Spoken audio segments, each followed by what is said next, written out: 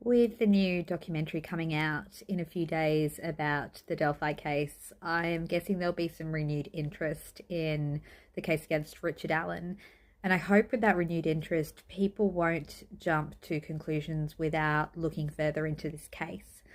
When I first heard about the Delphi case and Richard Allen's arrest, I jumped into thinking that he probably was guilty. And that's because I'm someone who tends to believe that law enforcement have got it right.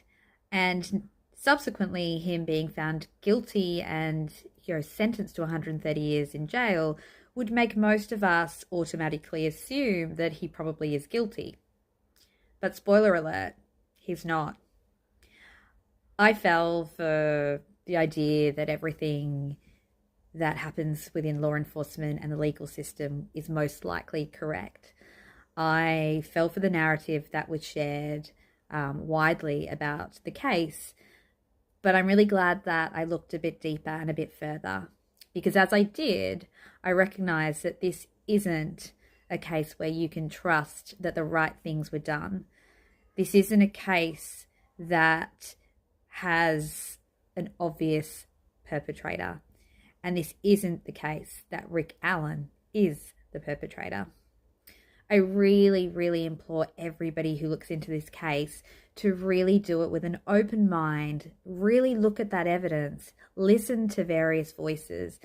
You don't have to just listen to one side. I certainly haven't. I've listened to the side of people who believe firmly that he's guilty, and I've spent a lot of time listening to the side who are not sure, and the side that think he's definitely not guilty. And I've come to my own conclusion. I flip-flopped around for sure in the early days because this is a minefield. And someone like me, coming from the country I come from, where there is generally a lot of trust in the system, I made assumptions. But now that I've looked at all of the evidence, not just the psychological evidence, which initially came kind of more easily to me, but also all of the other bits of evidence, I started to see cracks in that case and in fact realized that there is no solid evidence against Rick Allen. Don't believe what people tell you without digging deeper. Learn a bit more about each piece of evidence and then let me know what you think. I'm going to keep putting up videos and content to help explain the pieces that I've deep dived into in more detail.